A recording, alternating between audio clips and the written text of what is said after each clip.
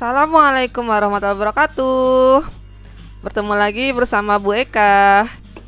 Bagaimana kabarnya anak-anakku hari ini? Semua baik-baik saja? Semoga semua dalam keadaan baik-baik saja ya. Nah, hari ini kita akan membahas bagian terakhir dari bab 1. Jadi kalian harus tetap fokus ya. Oke, mari kita mulai materi hari ini mengenai keadaan alam Indonesia. Keadaan alam Indonesia nanti akan dibagi menjadi 2 sub, yaitu keadaan fisik wilayah dengan keadaan flora fauna. Kalau fisik wilayahnya nanti kita akan membicarakan mengenai 2 hal, yaitu keadaan iklim dan bentuk muka bumi. Sedangkan kalau flora faunanya kita akan pelajari mengenai keragaman dan sebaran. Oke, kita langsung masuk ke bagian yang pertama, yaitu keadaan fisik wilayah Indonesia. Seperti yang kamu tahu, wilayah Indonesia itu merupakan sangat terkenal dengan alam Indonesianya yang indah dan kaya akan sumber daya alam, sehingga menjadi pusat wisatawan mancanegara. Salah satunya adalah wilayah-wilayah seperti Bali, Jogja, dan Lombok yang sangat terkenal dengan pariwisatanya. Nah, jika kita bicarakan mengenai keadaan fisik wilayah Indonesia, berarti kita akan membicarakan mengenai keadaan geologinya, bentuk muka buminya, dan iklimnya. Oke, kita langsung masuk yang pertama mengenai kondisi geologi Indonesia. Coba kamu perhatikan gambar yang ada di sini. Ini sudah kita bahas di pertemuan sebelumnya ya, mengenai kondisi geologi Indonesia. Nah, Indonesia itu dikelilingi oleh 3 lempeng. Masih inget dong ada lempeng apa aja? Oke, yang pertama ada lempeng Eurasia. Yang kedua ada lempeng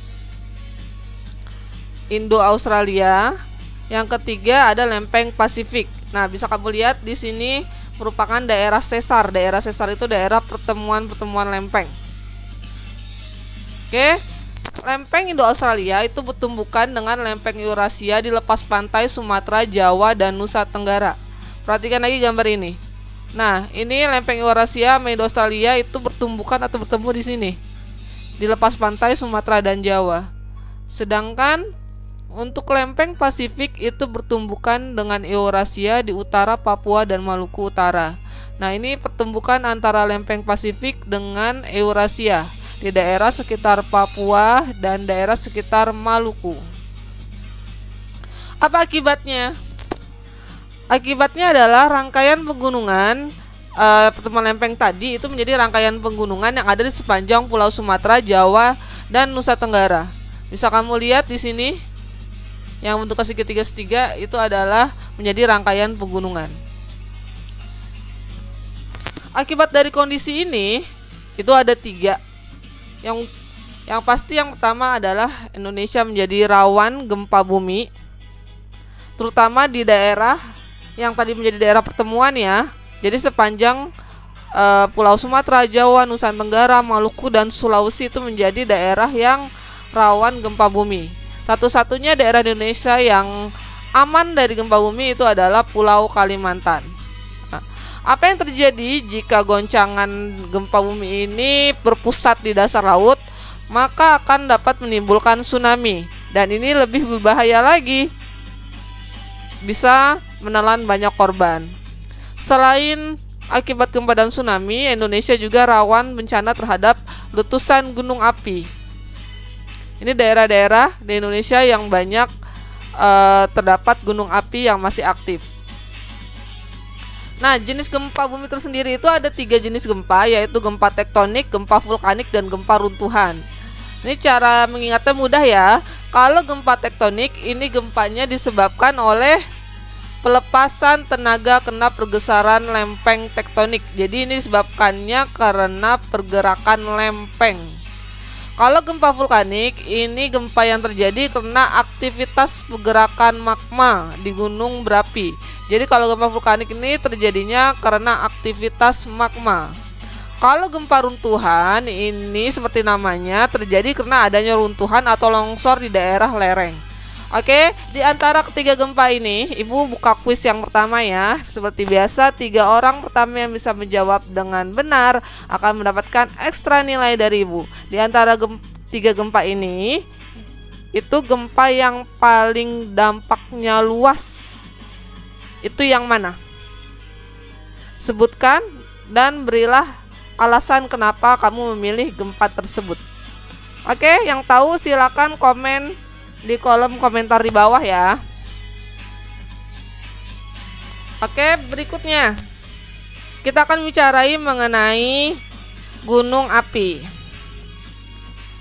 Ciri gunung api yang aktif itu adalah, jadi kalau misal kamu tahu nih ini sebenarnya gunung apinya aktif atau tidak ya, kamu lihat apakah dia memiliki semburan gas, jadi dia terus menyembur-nyembur gas, atau memiliki asap yang ada muncul di kepundan itu adalah puncaknya ini.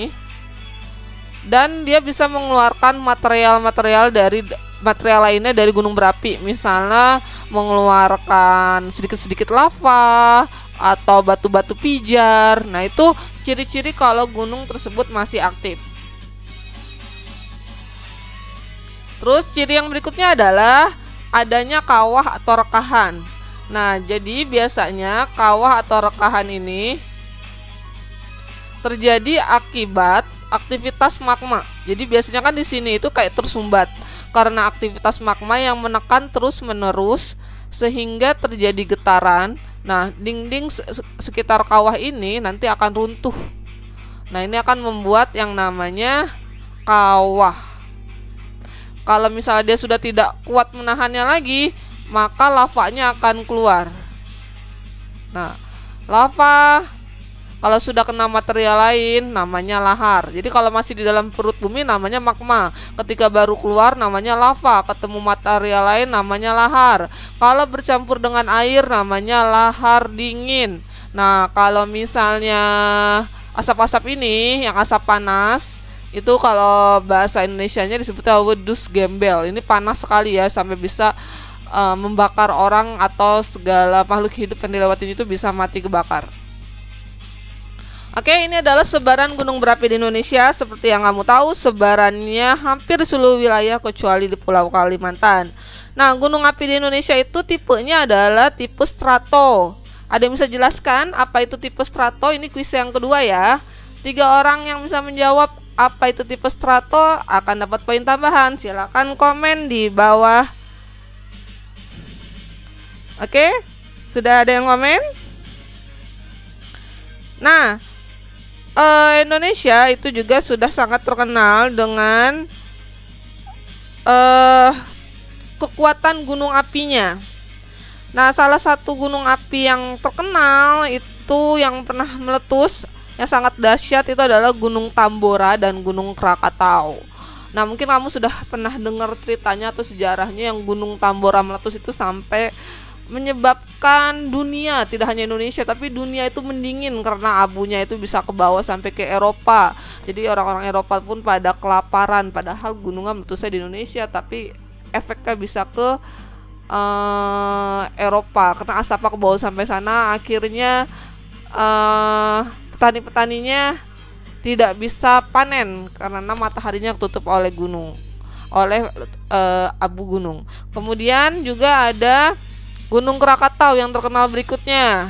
Nah, waktu zaman dulu itu ledakannya juga terdengar melewati batas negara dan terjadi juga tsunami. Nah, itu adalah 2 gunung yang terkenal yang di Indonesia. Salah satunya sebenarnya ada satu lagi, yaitu Gunung Purba, Tangkuban Perahu, yang katanya itu meletusnya pas lagi zaman dinosaurus. Oke, selanjutnya kita akan ke bentuk muka bumi Indonesia. Tapi sebelum itu perhatikan dulu peta yang ada di depan ini. Nah, ini sebelumnya kan kamu sudah mempelajari mengenai peta, berarti kamu sudah tahu dong cara baca peta yang ada di depan ini. Kamu perhatikan dulu di bagian keterangannya.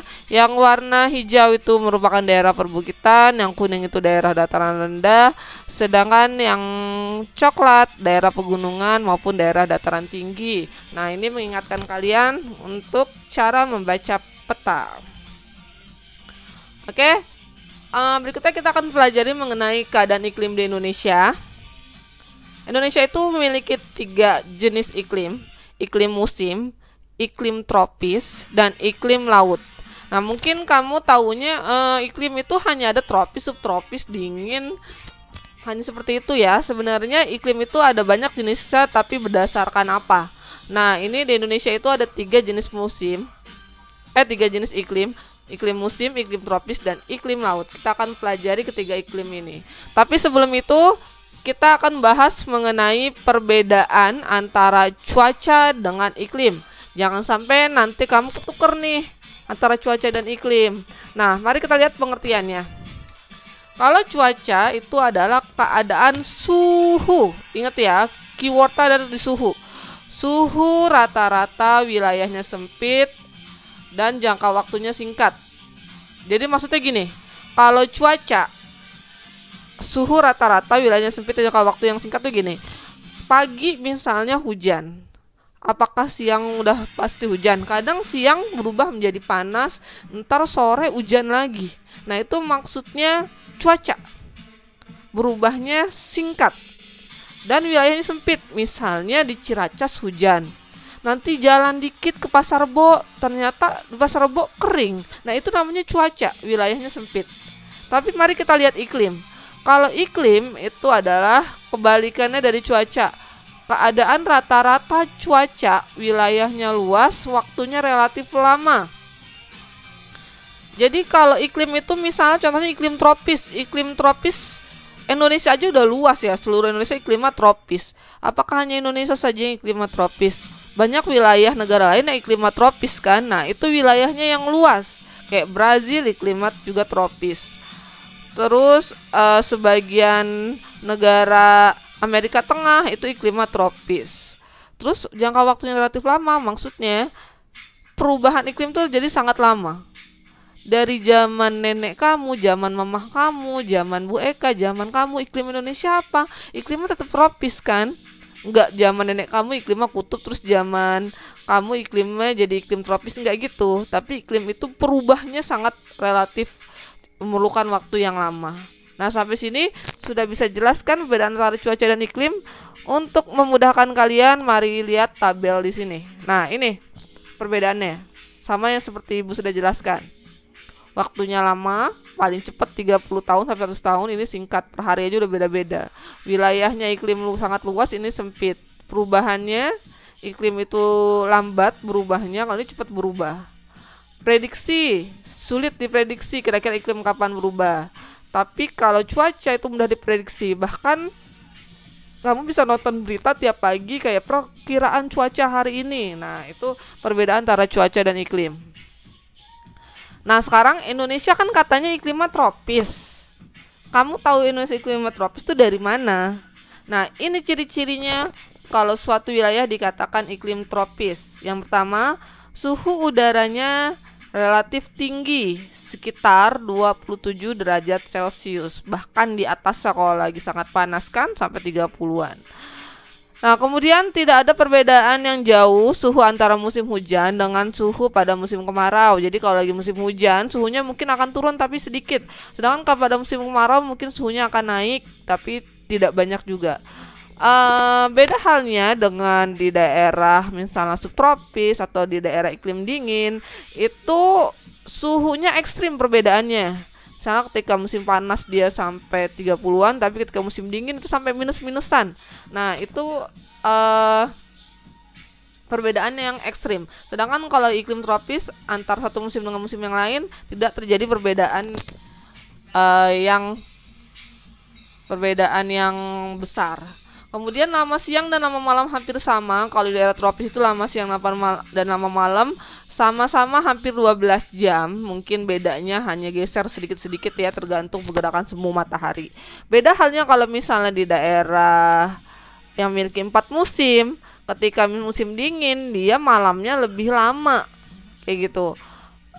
Bisa jadi kayak jam 5 sore, jam 4 sore itu udah gelap. Tapi ketika musim panas itu jam 8 malam pun dia masih terang kayak sore. Itu perbedaannya. Kemudian berikutnya lagi adalah banyaknya hujan. Lebih banyak daripada daerah lain di dunia. Jadi daerah yang paling banyak hujannya itu justru daerah-daerah beriklim tropis. Nah, di antara 4 hal ciri-ciri iklim ini, kita sebagai penduduk yang di daerah iklim tropis itu harus bersyukur. Kenapa bersyukur? Jangan sampai kamu bilang, ah nggak enak bu, iklim tropis panas, enakan di iklim dingin salju-salju gitu bu, biar bisa main salju. Nah justru di sini kita bersyukur dengan banyaknya curah hujan, terus kena sinar matahari yang cukup, maka kita bisa bertani sepanjang tahun kapan aja. Coba kamu bayangkan dengan daerah yang memiliki 4 musim, dia kalau bertani hanya bisa di musim-musim tertentu. Sedangkan kalau misalnya keadaan sedang ekstrim, mereka itu benar-benar nggak bisa keluar rumah. Nah, kalau kita bisa beraktivitas kapan saja, mau musim dingin, musim panas, walaupun terganggu mungkin tidak terlalu parah ya. Nah, itu patut yang kalian syukuri. Berikutnya, kita akan bahas 3 jenis iklim yang ada di Indonesia tadi. Yang pertama itu iklim musim. Kamu perhatikan yang ibu ini nih, kalimat-kalimat yang digaris yang miring-miring, biar bisa ngebedain apa bedanya iklim musim, iklim laut sama iklim panas dan iklim tropis. Oke, kalau iklim musim ini musimnya berubah-ubah sesuai dengan periode waktu tertentu. Seperti namanya iklim musim, berarti dia iklimnya dipengaruhi musim. Satu periode itu sekitar 6 bulan, jadi 6 bulan sekali berganti. Jadi ini karena angin musim atau angin muson nantinya. Sedangkan kalau iklim laut itu iklim yang terjadi karena wilayah Indonesia itu memiliki laut yang sangat luas, sehingga menyebabkan Indonesia itu penguapannya tinggi sehingga banyak terjadinya hujan. Sedangkan kalau iklim panas ini terjadi, atau iklim tropis nama lainnya, ini terjadi karena Indonesia di daerah tropis, sehingga suhunya cukup tinggi. Balik lagi, karena suhunya tinggi maka penguapannya pun tinggi, maka berpotensi banyak terjadinya hujan. Oke, sekali lagi cara bedainnya, kalau iklim musim itu terjadi karena ada angin muson yang 6 bulan sekali berubah. Kalau iklim laut itu karena Indonesia punya laut yang luas. Sedangkan kalau iklim panas atau tropis itu karena Indonesia berada di daerah tropis. Itu cara membedakannya ya. Oke, ini adalah peta sebaran hujan di Indonesia. Bisa kamu lihat wilayah-wilayah Indonesia rata-rata persebaran hujannya itu tinggi, tapi ada beberapa wilayah yang cukup kering, kayak di daerah sekitar Sulawesi Utara, di daerah Nusa Tenggara, dan daerah Timur. Nah, ini justru daerah yang paling banyak curah hujannya, yang di kepala Pulau Papua ini. Oke, ini yang tadi sudah Ibu jelaskan secara umum kondisi curah hujan di Indonesia.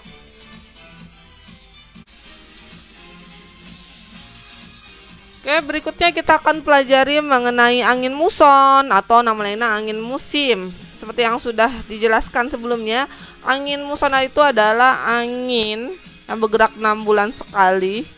Ini terjadinya, kenapa bisa terjadi seperti ini? Ini karena terjadi adanya perbedaan tekanan udara antara samudra dan benua. Itu karena sifatnya ya. Sifatnya samudra itu kalau kena panas atau kena sinar matahari dia lebih lama. Sedangkan kalau benua karena dia daratan, maka dia lebih cepat menerima nyinaran matahari. Karena dua hal ini, maka akan terjadi perbedaan tekanan udara. Sedangkan tekanan udara atau angin itu adalah udara yang bergerak dari tekanan tinggi ke tekanan rendah. Oke, perhatikan peta di depan. Ini adalah peta pergerakan angin muson barat. Ayo perhatikan baik-baik ini petanya. Kamu lihat, yang kamu perlu perhatikan itu adalah arah mata anginnya. Kalau angin muson barat, nih dilihat gambarnya. Di sini ada apa ya? Di sini adalah ada Samudra Pasifik kan? Nah, dia bergeraknya dari Samudra Pasifik menuju ke Australia. Sudah pasti karena dia bergerak Samudra Pasifik menuju Australia, pasti ngelewatin Indonesia. Nah, yang jadi pertanyaan, apa dampaknya buat Indonesia akibat adanya angin muson barat ini? Dampaknya Indonesia menjadi musim hujan. Kok bisa jadi musim hujan? Karena kamu perhatikan di sini. Sini adalah wilayah samudra. Ketika itu sedang ada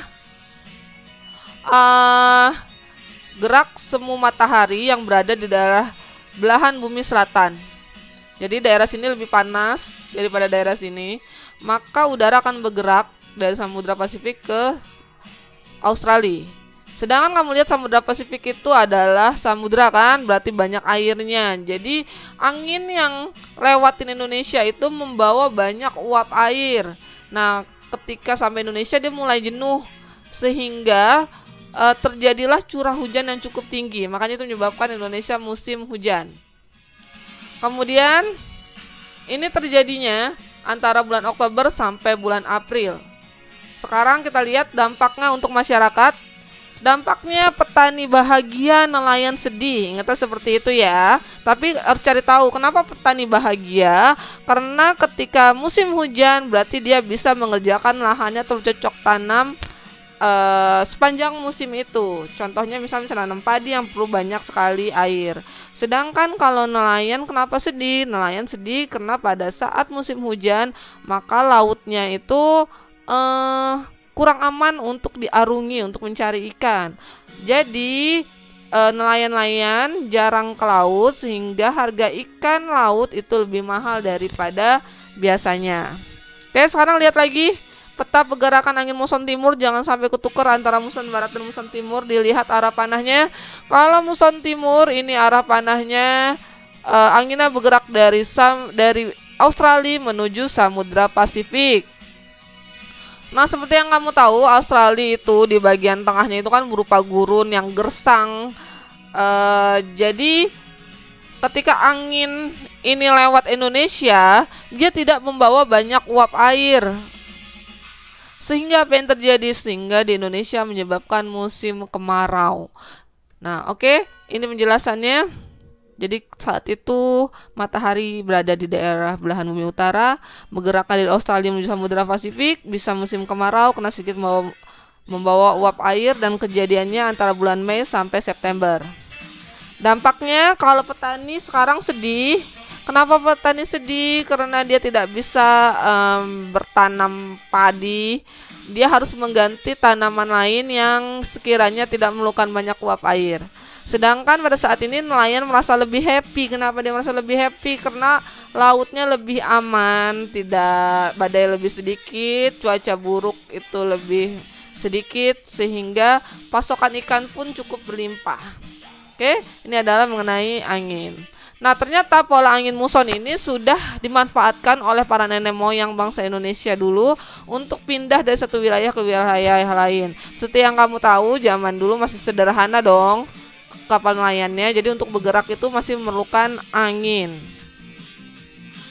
Nah, akibatnya nanti muncullah nenek moyang Indonesia yang nanti akan Ibu jelaskan bagian ini lebih terperinci di semester 2. Oke, pasti penasaran dong nenek moyang Indonesia tuh sampai ke Indonesia tuh gimana caranya. Sabar ya, nanti semester 2 kita akan mempelajari hal ini. Oke, berikutnya kita akan masuk mengenai keragaman flora dan fauna di Indonesia. Seperti yang kamu tahu, flora dan fauna di Indonesia itu keanekaragamannya yang paling banyak di dunia. Itu jumlah tumbuhan di Indonesia ada 8.000 spesies. Kalau hewan ada 2.215 spesies. Pokoknya banyak sekali. Yang paling kaya keanekaragamannya.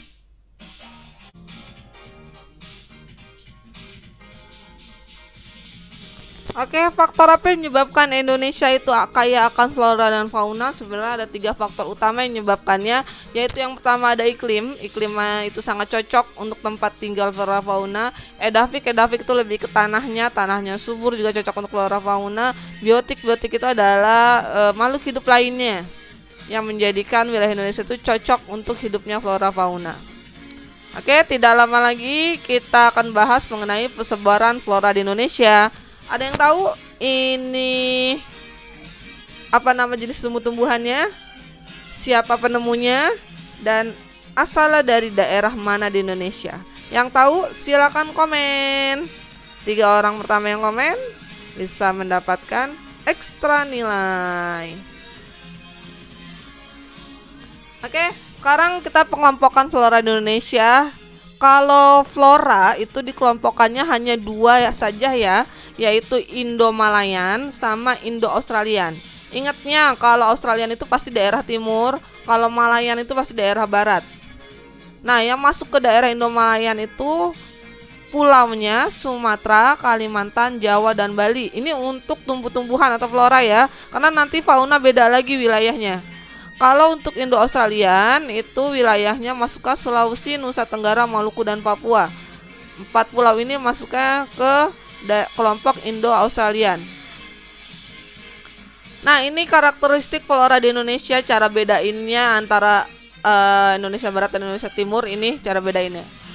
Di Indonesia bagian barat, jenis meranti itu ada sangat banyak. Meranti itu pohon yang dia memiliki kayu yang besar gitu.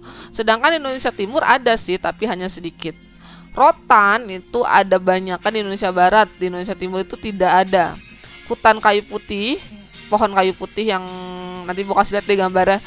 Di Indonesia Barat itu tidak ada, di Indonesia Timur tuh ada. Pohon matoa Indonesia Barat tuh cuma ada tapi sedikit, sedangkan di Indonesia Timur itu banyak.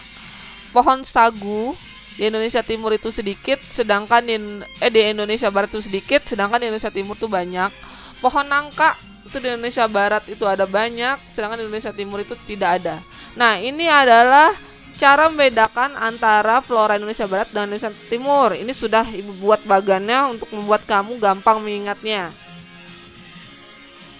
Oke, ini kalau misal belum tahu rotan itu kayak apa, ini pohonnya. Pohon rotan sebelum dikeringkan. Nah, ini rotan yang sudah dikeringkan lalu diolah menjadi kerajinan. Ini pohon meranti, tadi Ibu bilang pohon meranti, pohonnya besar, kayunya juga besar dan tinggi. Ini jenis warna-warna meranti, makanya banyak dipakai untuk mebel. Nah, ini contoh penggunaan meranti, bisa buat kayak lantai. Ini matoa. Ini pohonnya, tapi ini pohonnya yang kecil ya, yang digambar. Ini pohon matoa. Ini buahnya yang belum matang, yang masih hijau. Ini enak loh, Ibu pernah nyobain. Manis banget. Nah, ini buahnya. Jadi daging buahnya tipis, bijinya yang besar. Oke, ini pohon sagu. Jadi bentuknya kayak pohon palem ya. Ini kalau di Indonesia Timur banyak sekali, karena makanya masuk ke makanan pokok mereka. Ini yang diambil batangnya sagu ya, nanti diparut dan diolah menjadi sagu ini. Selain sagu, yang diambil juga adalah ulat sagu. Ini proteinnya sangat tinggi sekali. Nah, tadi kita sudah bicara mengenai flora, sekarang kita bicara mengenai persebaran fauna di Indonesia. Nah, persebaran fauna di Indonesia ini dibagi menjadi 3 jenis. Bukan salah satu sih, ada 2 orang berarti. 2 orang yang meneliti keanekaragaman fauna di Indonesia itu ada Alfred Russel Wallace sama Max Weber. Kita nanti akan manggilnya Pak Wallace sama Pak Weber ya. Nah, mereka itu mengelompokkan fauna-fauna Indonesia menjadi 3 jenis untuk memudahkan kita dalam mengingatnya. Oke, ini diingat garis ini namanya wilayah fauna Indonesia Barat. Ini fauna Indonesia Tengah atau nama lainnya peralihan. Ini fauna Indonesia Barat itu nama lainnya Asiatis. Ini fauna Indonesia Timur atau nama lainnya Australis. Yang membatasi antara fauna Asiatis dan fauna peralihan itu ada garisnya namanya garis Wallace. Sedangkan kalau garis yang membatasi antara fauna peralihan dengan fauna australis itu adalah garis Weber. Jangan sampai ketukar. Ini Wallace, ini Weber. Oke, kita bahas satu-satu ya. Kita bahas dari yang fauna Indonesia Tengah dulu. Nama lainnya tipe peralihan, nama lainnya tipe Australix. Nah, ciri-ciri dari fauna Indonesia Tengah itu adalah fauna endemik. Apa itu endemik? Endemik itu fauna yang memiliki ciri-ciri tersendiri. Jadi dia tidak terpengaruh wilayah lain dan menjadi fauna khas. Tidak ditemukan di wilayah lain. Jadi hanya ditemukan di Indonesia saja. Itu ciri-ciri fauna tipe peralihan. Yang masuk ke wilayah peralihan tadi ada pulau apa aja? ada Sulawesi, Maluku, dan Nusa Tenggara, serta pulau-pulau kecil lainnya. Contoh hewan fauna tipe peralihan atau tipe Indonesia Tengah itu ada babi rusa, ada anoa, komodo, monyet hitam, burung maleo, dan burung rangkong. Seperti yang kamu tahu, hewan-hewan ini adalah khas Indonesia. Adanya di Indonesia saja. Oke. Kalau fauna asiatis dan fauna australis, ini tabelnya untuk membuat kamu mudah memahami. Udah Ibu berikan. Kalau tipe asiatis, dia jenis hewannya mamalia. Mamalia itu berarti yang menyusui ya. Badannya besar-besar. Contohnya kayak gajah, badak bercula satu, tapir, banteng. Sedangkan kalau tipe australis, dia mamalia tapi kecil-kecil badannya. Contohnya kayak kelelawar dan landak irian. Nah, kalau tipe asiatis itu tidak memiliki hewan berkantung, jadi badannya ada kantongnya, itu tidak memiliki. Sedangkan kalau tipe australis itu banyak jenis hewan berkantung. Contohnya kayak kanguru pohon, walabi, dan oposum. Nah, itu adalah hewan-hewan yang memiliki kantung kan. Karena dia tipe australis ini kena pengaruh dari benua Australia, sedangkan tipe asiatis itu kena pengaruh dari benua Asia. Nah, kalau jenis burungnya, kalau asiatis itu burungnya berwarnanya sedikit kurang menarik. Maksudnya warnanya cuma 1 atau 2 warna aja. Contohnya kayak jalak Bali, dia kan warnanya cuma warna putih aja kan. Burung gagak warnanya juga cuma hitam aja. Elang warnanya coklat aja. Tapi hati-hati, merak walaupun indah warnanya, tapi dia masuk ke asiatis ya. Terus kalau tipe australis, dia jenis burungnya warnanya banyak dan menarik, jadi indah gitu. Contohnya ada cendrawasih, nuri, kasuari, dan raja udang. Nah, ini adalah hewan-hewan atau burung-burung khas Papua ya yang terkenal. Kalau tipe asiatis itu jenis ikan air tawar ada banyak. Contohnya itu ada pesut. Sedangkan kalau tipe australis ada sih jenis ikan air tawar tapi hanya sedikit. Terus kalau di asiatis itu banyak terdapat jenis kera, sedangkan kalau di australis itu sedikit jenis kera. Oke, Ibu harap dengan ada tabel ini lebih mudah mengerti. Cara ingatnya gampang, binatang menyusui besar kecil, binatang berkantung tidak ada. Jenis burung warnanya tidak menarik, ini menarik. Jenis ikan air tawar ini banyak, ini tidak banyak. Banyak jenis kera, ini sedikit jenis kera. Ini biar kamu tahu hewannya seperti apa, Ibu kasih lihat gambarnya. Ini gajah, seperti kamu tahu gajah itu kan banyak kalau di Asia kan. Nah, ini anoa, ini badak bercula satu, ini tapir, ini jalak Bali, ini elang, ini merak. Oh, merak indah tapi bukan australis. Fauna peralihan, ini ada babi rusa, karena dia di moncongnya itu ada anduk-anduk ini seperti rusa. Kemudian ada komodo. Ini monyet hitam. Ini ikan pesut. Bukan, ini bukan pesut, ini ikan dugong. Fauna australis. Ini ada kasuari. Ini walabi. Walabi itu kayak kanguru tapi kecil. Kalau kanguru Australia kan gede-gede. Kalau diri bisa sebesar manusia. Nah, ini kanguru pohon, cute kan. Nah, kalau kanguru pohon ini walaupun namanya kanguru tapi dia tinggalnya terus di atas dahan. Nah, ini burung kasuari. Ini adalah landak. Ini tikus berkantung. Dan ini raja udang. Oke, ini mengenai fauna. Kita akan masuk ke materi bab A sampai E. Kita akan sudah mempelajari mengenai interaksi antar ruang. Sekarang apa perubahan yang dibawanya? Mari kita lihat. Yang pertama, akibat terjadinya interaksi ruangan, berkembanglah pusat-pusat pertumbuhan. Nah, tadi sudah belajar di awal tuh, gara-gara pergerakan orang, pergerakan barang, pergerakan jasa, akhirnya ada pusat-pusat aktivitas manusia. Nah, pusat aktivitas manusia ini nanti akan membentuk suatu perkotaan dan nanti menjadi pusat pertumbuhan. Contohnya misalnya kayak Jakarta. Kenapa Jakarta bisa menjadi ibu kota atau bisa menjadi kota? Karena dari zaman dahulu kayak orang dan barang itu dan jasa juga banyak pergerakannya tuh di Batavia dulu, Sunda Kelapa, karena dulu merupakan pelabuhan yang terkenal di Jakarta itu. Makanya berubah karena banyak aktivitas menjadi kota, akhirnya menjadi pusat pertumbuhan sampai sekarang. Itu contohnya. Yang berikutnya adalah perubahan yang terjadi mengakibatkan perubahan penggunaan lahan. Karena banyak penduduk, pasti perlu lahan untuk aktivitas kan. Oleh karena itu akan terjadi alih fungsi lahan. Yang tadinya wilayahnya untuk pertanian, sekarang menjadi non-pertanian. Non-pertanian itu seperti untuk pemukiman, untuk perumahan, untuk industri, perdagangan, jasa, dan lainnya. Nah, itu perubahan penggunaan lahan.